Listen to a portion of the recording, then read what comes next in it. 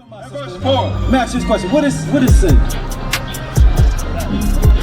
The author's going over this image right here, right?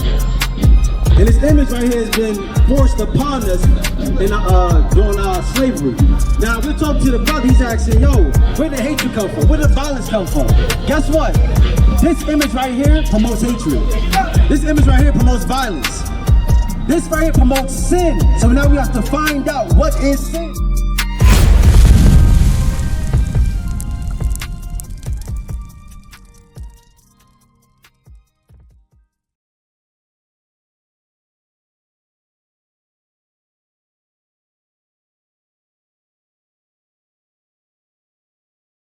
What's your name? Celine? Hey, my name is Elijah. Yo, give me Leviticus 19:17. What we just reading how God called us a special people. You believe that? So you believe that we are the greatest people on the earth, right? But because of our slavery, because of our oppression, because of the things we suffer day in and day out, we see how we become degraded. We see how society doesn't look at us as the greatest on the earth. And now the violence right here is what? Is the result of us not loving each other, right? The violence in the music, the entertainment, the social media gives our people a different mindset of hatred, of evil, where now we no longer can show that love and affection to one another. We can no longer have that care for one another. But when it comes to the other nations, we're okay with asking the white man, is he okay? We're okay with asking the Arab man, is he okay? But when it comes to my black man, my brother, I'm supposed to automatically say, now you good. Read that. Leviticus chapter 19 verse 17. Thou shalt not hate thy brother in thine heart. Why? Because the heart is talking about the mind. Celine, hatred starts in your mind first. Right. Hatred is conjured up in your mind because you see something you may dislike or disagree with. So now what happens, hatred comes out through your actions. And because of those actions, it's perpetuated through in generation. And now we see a whole generation of hatred, and then we forget, damn, where did that come from? The secret to controlling black slaves was to set them against one another, taking advantage of their differences to promote conflict among them. This method, he said, would ensure that the slaves would be controlled for at least 300 more years. And it started from our mind. So nobody's telling us not to hate anymore. They're actually encouraging the hate. That's why we got the NBA young boys. We got the little Uzis. We got all these different rappers preaching hate. Preaching hatred, hurtfulness. Right. And guess what? Nobody's coming with solutions. But that's why we have to go with the Bible. Read that again. Thou shalt not hate thy brother in thine heart. Thou shalt in any wise rebuke thy neighbor. You ever heard this saying, hurt people hurt people? What's that mean?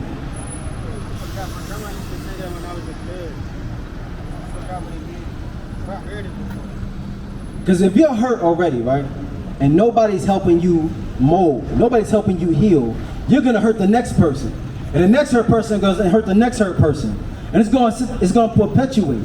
It's gonna continue on from generation to generation with no solutions. That's why God is saying, don't hate your brother in your heart, but rebuke him. Correct him. Correction is good.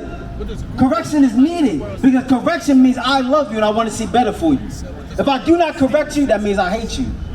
If your best friend never corrected you on stupidity, if your best friend never corrected you and said, that was wrong, he don't really love you. Because say it again, he's not your best friend. But God is showing us how do we make friends again, how to become brothers again. Read that again. Thou shalt in any wise rebuke thy neighbor and not suffer sin upon him. Sorry, what's sin? What is sin? Brass is brown, but if you burn anything, what color does it turn when it burns it? So to do evil. So what color is Jesus Christ according to the Bible? I like that. I like that. Let's read that for him. You believe in the Bible? All right, good. I'm about to read it for you. Good. 1 John chapter 3 and verse 4. Let me ask you this question. What is sin? You don't know what sin is? Okay, because the author's going over this image right here, right? And this image right here has been forced upon us during our slavery. Now we're talking to the brother, he's asking, yo, where did the hatred come from? Where did the violence come from? Guess what? This image right here promotes hatred. This image right here promotes violence. This right here promotes sin. So now we have to find out what is sin. Read that. Whosoever committed sin transgresseth also the law. For sin is the transgression of the law. So sin is the transgression of the law. Remember, we talked about violence and correction. Remember that? Now we're talking about the image and how it promotes violence and correction. It may not see it, it may not seem like it, because we're so used to this image. We're so used to seeing this image everywhere that it no longer causes any fear in us. Some of us, it causes comfort, but that's wrong. Because now when we look at the image all the way to your right, that right there causes fearfulness, hatred, when it's not supposed to be. Now, I'm gonna show you something. I'm gonna show you something. What's your name, sis? Alexis? Let me show you something. Go back to Leviticus 19:17. And sorry, I'm gonna ask you a question. That Leviticus chapter 19, verse 17. Thou shalt not hate thy brother in thy heart. Thou shalt in any wise rebuke thy neighbor. So if I see you doing something wrong, I'm supposed to correct you, right? If I see you doing self-harm, I'm supposed to correct you, right? Because I don't want to see you kill yourself, right? But same thing, sis. If I see you worshiping this image, I have to correct you because that's self-harmful. That's self-hatred. So now we're gonna read, give me 1 Corinthians 3:16, because we must be able to correct each other, right? Now, you smoke? You smoke, sis? Okay. Why do you smoke? So what, because you want to? Is it more of a form of entertainment? Is it a stress reliever? Do you feel like? Because remember, we gotta get to the root of all things. And sometimes we don't really dive deep in our conscience to self-examine and say, you know what, Brian, why do I really smoke? I think I do it for fun, or I do it because of influence, or maybe I do it because I'm stressed out. Maybe I do it because I want to escape this world and I have no solution. So no, I must get high. I must have comfort somehow, because this world is full of envy. This world is full of hatred, so I must have something to give me comfort, so I lean towards smoking. But we're going to show you that the Bible is all the comfort that we need. Read. 1 Corinthians chapter 3, verse 16. Know ye not that you are the temple of God? Simon, you believe that? You're the temple of God? Sis, you believe that? That you're the temple of God? You're not really too sure? That's all right. Go ahead.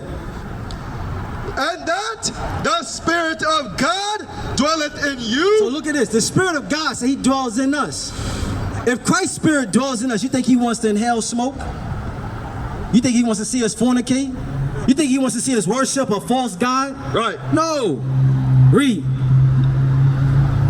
And that the Spirit of God dwelleth in you. So God said, my Spirit dwells in you. So if we know God doesn't want to see us inhale smoke, if we know God doesn't want to see us smoking, then we must stop. Because we are the temple of God. Right. We are royalty. We are special. We are holy. That's right. But you must start to believe that. Read. If any man defile the temple of God, him shall God destroy. So God said, when you defile my temple, I will destroy you. Because that's a warning. Because he said, look, I made you in the likeness of my image. So why would you destroy yourself? Why would you destroy a God-like figure? But guess what? When we have this man in our head, we'll destroy ourselves. When we think the white man is God, we'll destroy ourselves. When we think there's no solution, we'll destroy ourselves. Because guess what? That's only what's been portrayed. That's only what's being pushed. Think about it. You live in Philly, right? Have you ever seen anything good in Philly since you've been here? Be honest with yourself. Have you ever seen black men come together and find out solutions? No, right? You ever seen black men tell a woman, yo, stop wearing pants, put on a dress? No, you haven't, right? Has anything been pushed? Yo, honor your father and your mother. Because guess what? They're going to guide you aright to live long on this earth. That's not being pushed. So now, when we look on the billboards, when we look at multimedia, they're going to say, yo, smoke, it's cool. Yo, drink, it's fine. Yo, have sex, it's okay. But not knowing that's going to destroy us, because guess what? We are the temple of God. We must change ourselves. We're better than what they say we are. Read that again. Know ye not that ye are the temple of God, and that the Spirit of God dwelleth in you? If any man defile the temple of God, him shall God destroy. So, Simon, you said you smoke, right? You smoke cigarettes too? Yeah. You smoke weed? So, bro, so that's what I'm saying. These things right, these devices right there, we must learn to put away. Because they know, because guess what? We don't make the cigarettes. We just buy them. You know what I'm saying? They saying, listen, we want to make sure y'all stay destroyed. Make sure you corrupt the mind. So that's why when you inhale that pull, you like, yo, I feel my troubles are going away. I feel some more of a comfort. But guess what? It's only to destroy you. Because now you can't think logically. You can't see the devices that Satan got for us. You can't see that Satan wants to see you dead so he can make a profit off your body. See you destroyed so he can take your organs. See you corrupt another brother so it can create generational curses. That's what Satan wants from us. But when we know we're the temple of God, we're going to stay away from all of that. You know what I'm saying? Go, give me 1 Peter chapter 4, verse 9. Was it 5, verse 9? About be sober. Yes, sir. Simon, how old are you? 29. So you're 29, right? You got kids? Yeah. You got kids, right? How old are the kids? 9, 6. Got 9, 5, and 11 months. 9, 5, and 11 months. So you got it. So basically, you got a newborn right there. So you want to see good come out of them, right? You want them to live the life you lived, or you want better? I want them to have better. You want them to have better, right? But how they gonna know better if you yourself are not doing better? Right.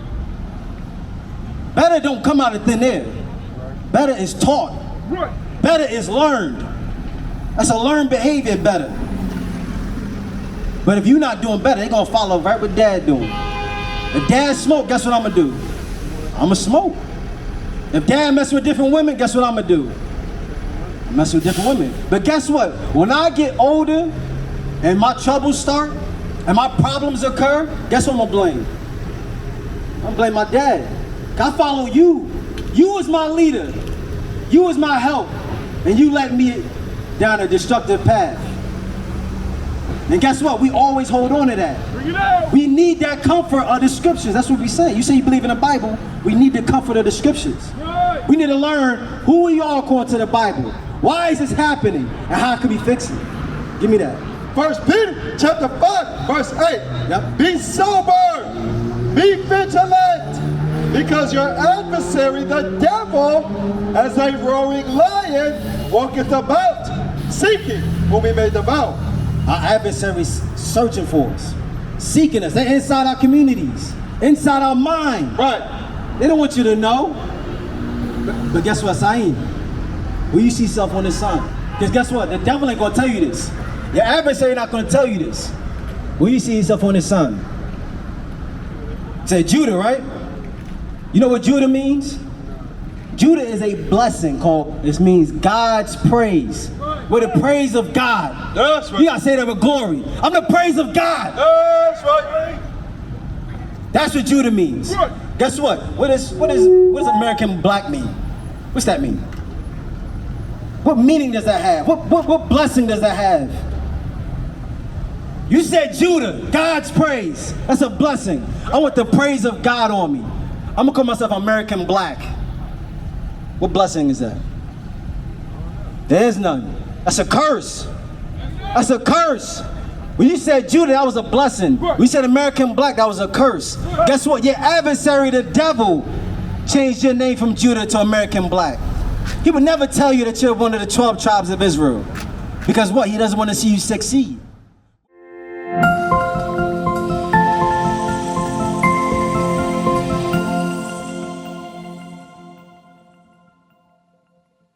What is a nation?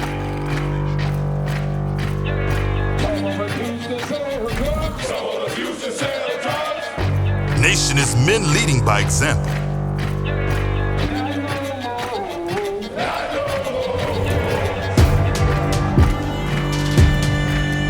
Nation is family.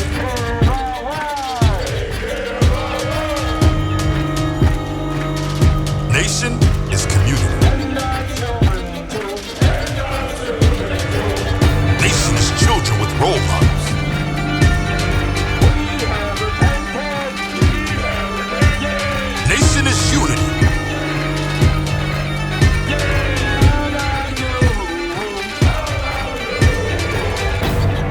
nation is you.